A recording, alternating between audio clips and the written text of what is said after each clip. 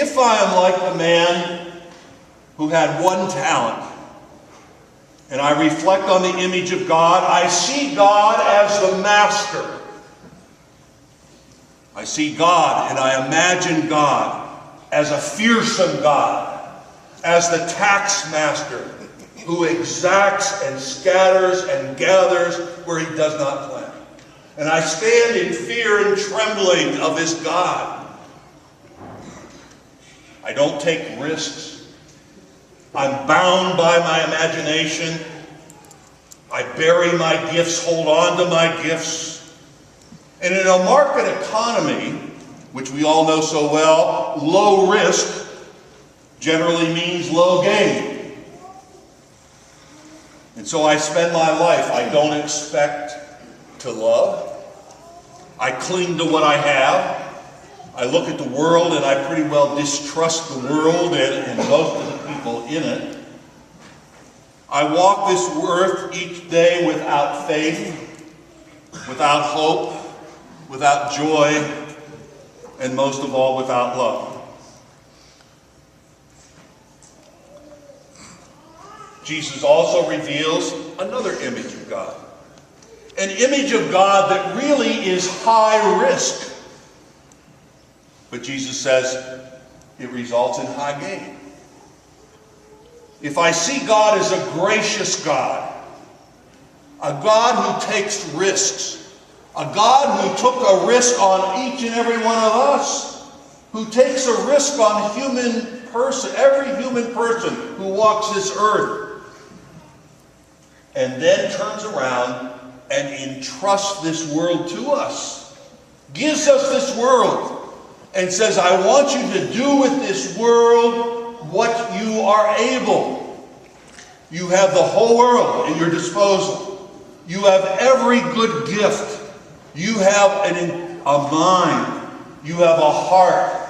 You have enthusiasm. You have all of the talents that you need as God's people.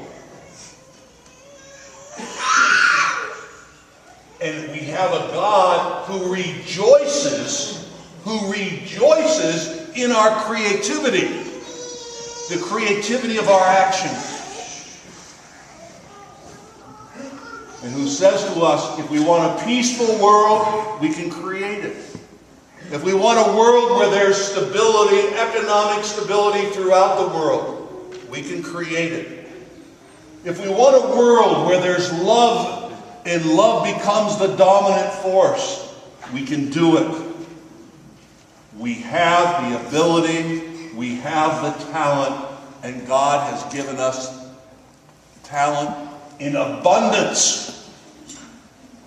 All we have to do is invest it. The yield is proportionate to the risk we take. The yield is proportionate to the risk we are willing to take. The Chinese character for crisis is the same character for opportunity.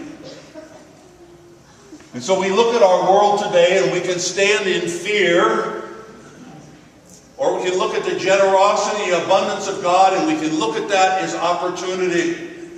We know that we're in a crisis in our world. We know that we're in a crisis in our economy. We know that we're in a crisis in family life. We know that we're in crisis. I mean, we can name crisis after crisis after crisis, and we can live in that fear. Or we can see it as a time of opportunity. And the church should be the sign of that opportunity. The church should be the sign of that creativity. The church should be the sign of fulfilling God's mission out there. We can't gather here in fear and trembling of a God. We can't gather here in fear and afraid to take any risks when we walk outside those doors. We can't sit here as a calcified church and say, well, we'll let God take care of everything. God entrusted to us, each and every one of us.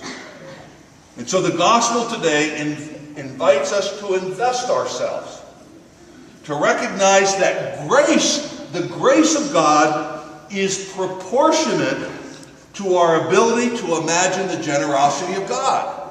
If we can't imagine the generosity of God, then the grace that we have to live in that grace state will be very difficult.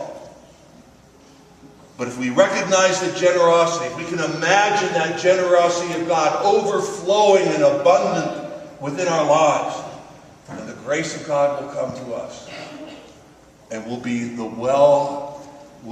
good and faithful servant of all God gives us. If I'm not growing, I'm shrinking.